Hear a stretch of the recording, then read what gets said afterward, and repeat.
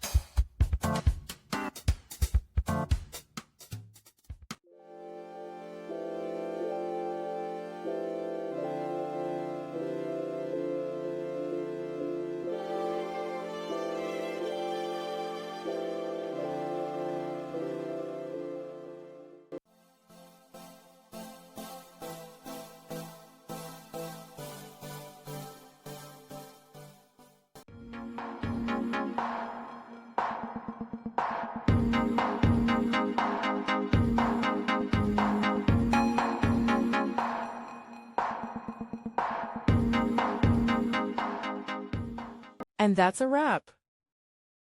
I hope you found the answer you were looking for. If you did, take a second to hit that subscribe button. It really helps out. And let me know in the comments which solution worked best for you.